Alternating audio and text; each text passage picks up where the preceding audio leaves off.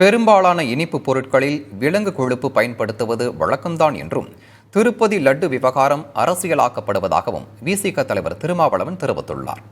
விடுதலை சிறுத்தைகள் கட்சி தொடங்கப்பட்ட போது மதுரை புதூரில் முதன்முதலாக திருமாவளவனால் கொடியேற்றப்பட்டது.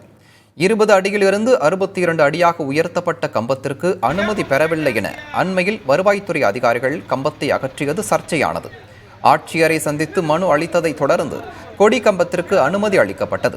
இந்த நிலையில் புதிய கொடி கம்பத்தில் விசிக தலைவர் திருமாவளவன் கொடியேற்றி வைத்தார். கிரேன் மூலம் கொண்டு வரப்பட்ட ராட்சத மாலையை திருமாவளவனுக்கு தொண்டர்கள் அணிவித்தனர். தொடர்ந்து மேடையில் பேசிய அவர், மாநில கட்சியாக மாறிய போதும் கொடியேற்றம் உள்ளிட்ட பல்வேறு சவால்களை விசிக சந்தித்து வருவதாக கூறினார். கோட்டையில் ஒரு நாள் கொடியேற்றுவோம் என வெள்ளி விழா மாநாட்டில் தாம் பேசியதையும் திருமாவளவன் நினைவு கூர்ந்தார். தொடர்ந்து செய்தியாளர்களிடம் பேசிய அவர் திருப்பதி லட்டு விவகாரம் குறித்த கேள்விக்கு பதில் அளித்தார். என்றாலும் கூட பெரும்பாலான இனிப்பு அல்லது உணவுப் பொருள்களில் இதுபோன்ற விலங்கு கொழுப்பு பயன்படுத்தப்படுவது வழக்கமான ஒன்றுதான். உலகம் முழுவதும் இது நடைமுறையில் இருக்கக்கூடிய ஒன்றுதான்.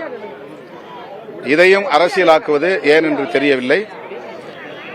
அதில் விலங்கு கொழுப்பு இருக்கக்கூடாது அல்லது மாட்டுக் கொழுப்பு இருக்கக்கூடாது என்றால் அதற்குரிய வழிகாட்டுதலை செய்து இனி வருங்காலங்களில் அவ்வாறு இல்லாமல் பார்த்துக் கொள்ள வேண்டும்.